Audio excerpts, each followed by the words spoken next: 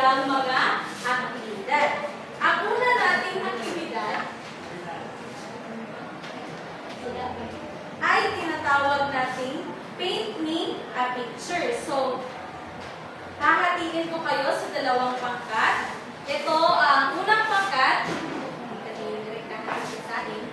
Ang pangalawang pangkat naman ay galing kay Charity hanggang kay Kimi. So ngayon, pumunta kayo dito sa harapan.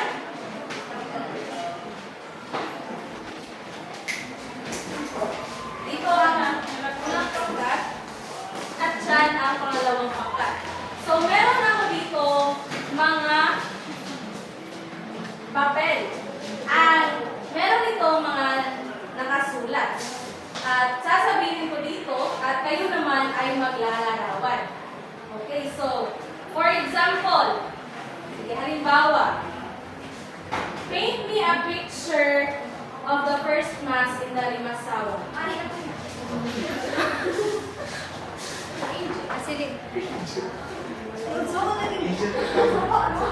Pangalawa, isa, dalawa, tatlo.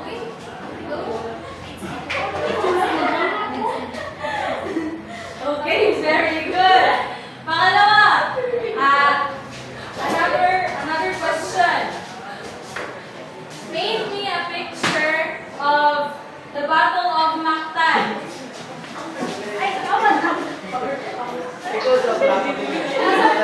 Isa, dalawa,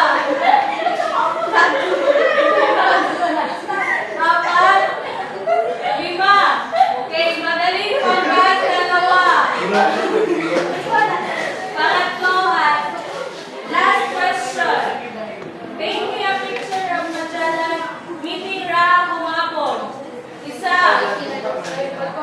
dalawa, tatlo, apat, lima.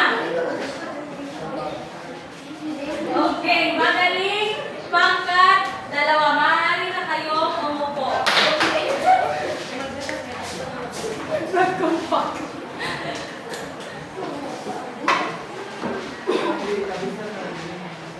Okay, so nanalo ang pangkat dalawa. Ngayon ay meron akong tanong sa pangkat isa.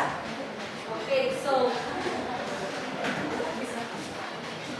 ano ang itinalakay noong nakaraang araw? Okay, sa A. Tungkol po ito sa unang estado dito sa Pilipinas.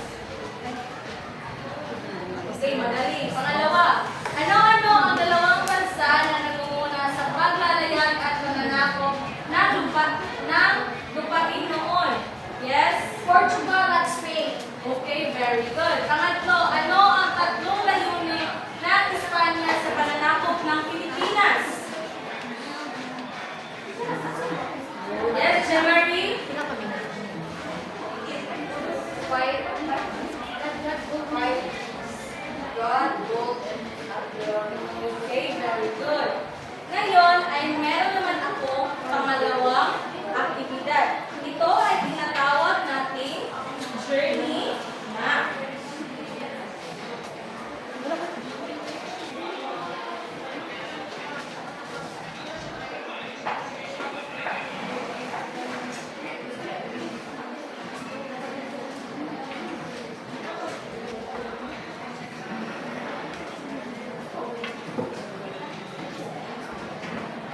Ngayon ay ipangkat ko na kayo sa isa at dalawa. So, meron ako mga envelope dito. Bawat envelope ay naglalaman ng mga pahayag. At ang gagawin nyo lamang ay ididikit ito sa pisara na nag-aayon doon sa ang timeline ito na ako. Ito ay sa pangkat isa at sa pangkat dalawa. Okay, maaari na ito.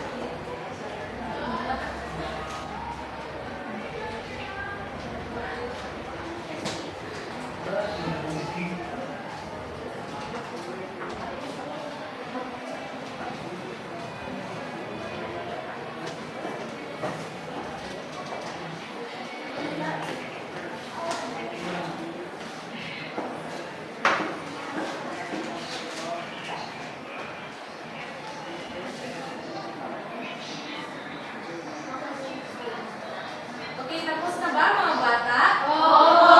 Okay, ngayon ay itatama natin ang inyong mga sagot. Okay.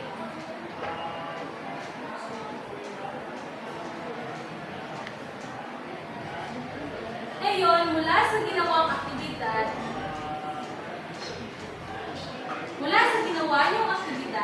ay sasagutin natin ang mga sumusunod na tanong. Mula sa apat na timeline, saan kaya dito ang dapat na mauna at panghuli? Okay, saing. Mula sa apat na timeline, saan kaya dito ang dapat na mauna at panghuli? Ang una po ay ang paglalakbay ni Magellan. Very good. At At ang ang panghuli ay ang pagtatag ng Maynila. magaling. Bigyan si Saing ng good job clap. G-O-O-D-J-O-B, good job. Good job. G-O-O-D-J-O-B, good job. Good job. Okay, pangalawa. Ano ang naging ugat ng paglalakbay at ekspedisyon ni Magellan? Yes, Geraldine? Nagsimula ang paglalayag gamit ang limang barko. Ang limang barko na ito ay ang Trinidad, Santiago, Concepcion, San Antonio at Victoria. Okay, magaling. Bigyan naman natin si Geraldine ng good job clap. G-O-O-D-J-O-B, good job. Good job. G-O-O-D-J-O-B, good job. Good job. Pangatlo at huling tanong. Batay sa mga larawan, ano-ano kaya ang nangyayari sa paglalakbay ni Magellan? Okay, sasagutin natin yan sa ating diskusyon. Okay, ngayon ay ating tatalakayin ang ekspedisyon ni Magellan sa ang kanyang mga layunin. Itinuturing na isa sa pinakamatagumpay na paglalayag noong panahon ng paglalugad at pagtuklas ng Age of Exploration and Discovery ang ekspedisyon ni Magellan. Ekspedisyon na pinamumunuan ni Ferdinand Magellan noong 1,519 hanggang 1,522. Tanyag sa Europa ang mga kapuluan na ito na matatagpuan sa bansang Indonesia dahil dito nanggagaling ang iba't ibang uri ng halamang ginagamit bilang pampalasa ng pagkain. Ilan sa mga ito ay ang pakibasa mga bata, cinnamon, luya, sili, at marumi. Kilala niyo ba kung ano ang marumi? Hindi po. Ito ay isa sa mga pampalasa na na-discover ni Ferdinand Magellan. Yes, spice. Naniniwala si Magellan na bilog ang daigdig gaya ng paniniwala ni Christopher Columbus. So, ang tanging layunin talaga ni Magellan class ay ang humanap ng mga pampalasa. At sa kanyang paglalakbay, ay doon niya nalaman na ang daigdig pala ay bilog gaya ng paniniwala ni Christopher Columbus. Ayon kay Magellan, maaaring makarating sa silangang bahagi ng daigdig sa pagdaan ng kanlurang bahagi. Saan ba ang kanlurang bahagi? Europa po. Dito po. Dito, kanurang ba? Sila na. Okay. Isang taon bago ang sitwasyon, inihagi ni Magellan ang kanyang ideya kay Haring Carlos ng Espanya. Okay, para malaman natin ang buong detalye ng kanyang paglalakbay, ay si Teacher Jolena ang nagtatalakay. Magandang hapon ulit mga bata. Magandang hapon po. Gising pa ba ang lahat? Oo.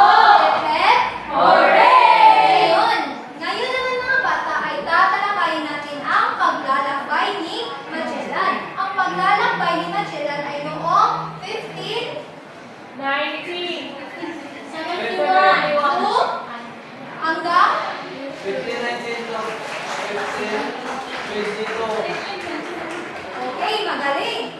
Ngayon, sa paglalakbay ni Magellan, ay nagsimula ito noong Setyembre 20, nagsimula ang paglalakbay ni Magellan na binubuo ng 5 barko. Ilang barko? 5. Ito ay ang Trinidad, Santiago, Concepcion, Antonio, at Victoria. Magaling.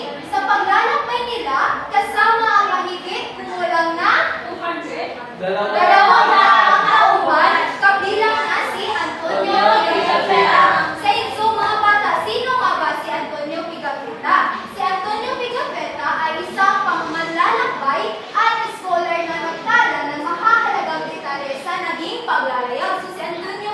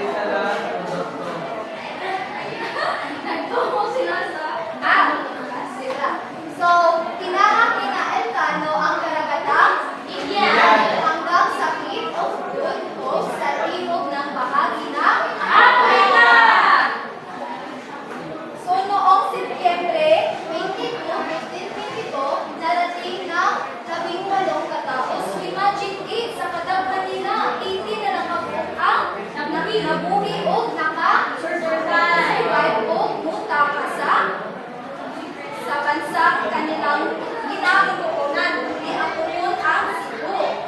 So, sa pangunguna ni Elcano, napatunayan ang ekspedisyong ito na bilog ang daigdig. Diba? Sabi ni Magellan ay bilog ang daigdig. So, naniniwala na sila na bilog talaga ito.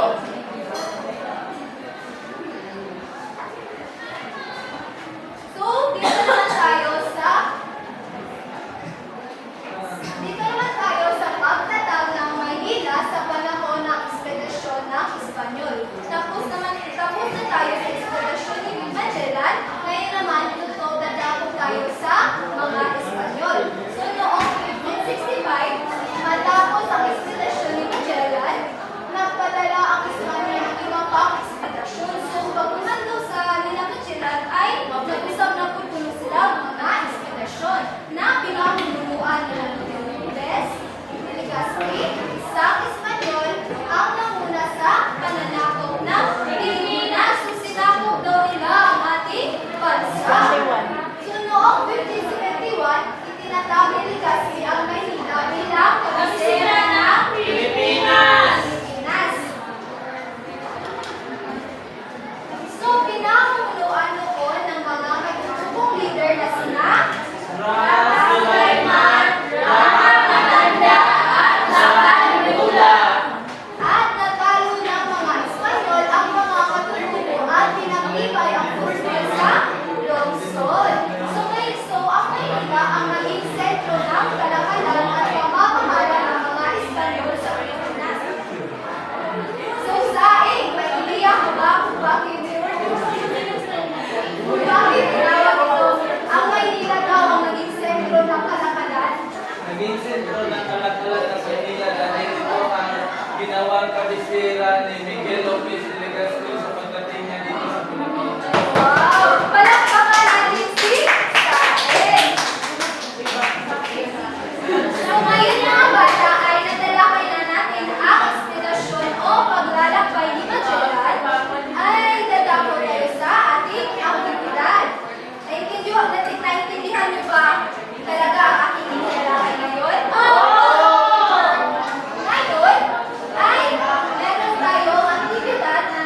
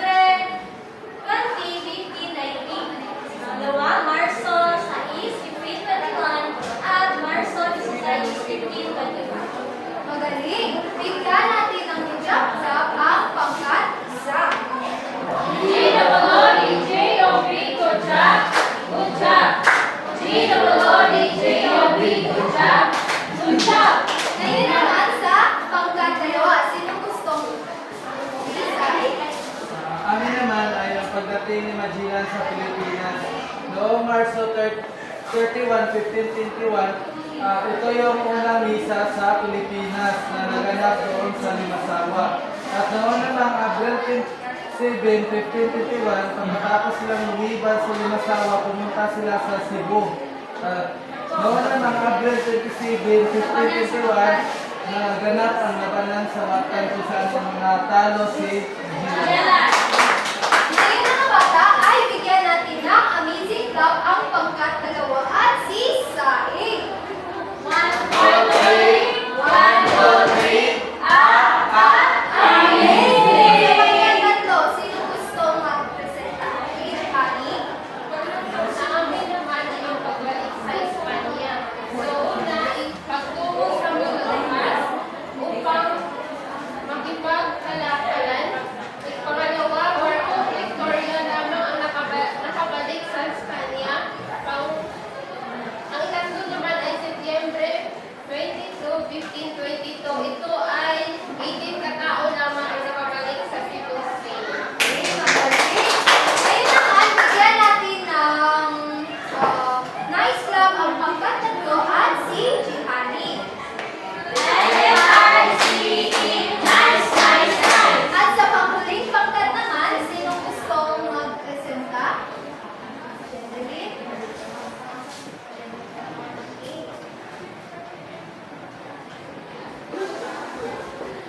Ang pagtatag ng Maynila sa panahon ng ekspedisyon ng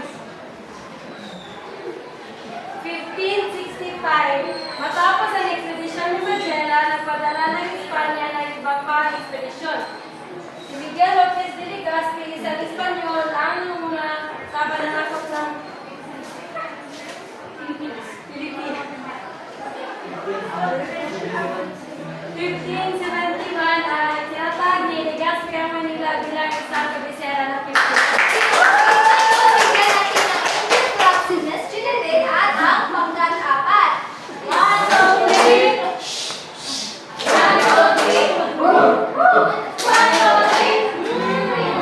Ngayon mga bata, bago ako dinala ko sa ating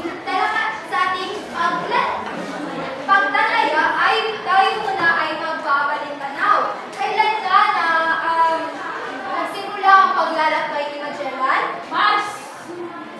Saing? September 20, 1519. Okay, magaling. So ano nga ulit ang limang barko na bumuo sa paglalakbay ni Magellan? Kimberly? Joke lang.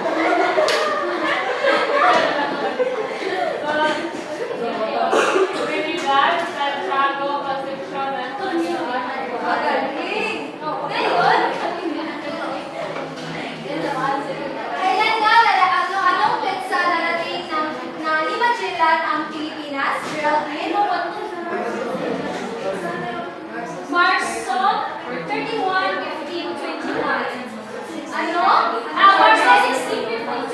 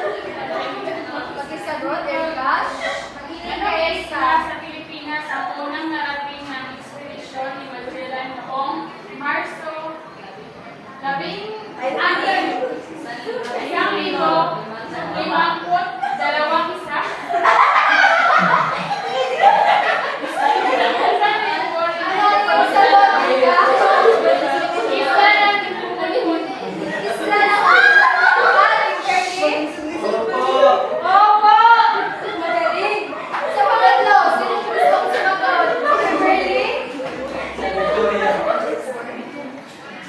Ano ang pangalan ni Sam? Ano ang pangalan ng aming barko na nakabalik sa Espanya matapos ang ekspedisyon? Ano? Barkong Victoria. Barkong Victoria nga ba, Chihani? Opo.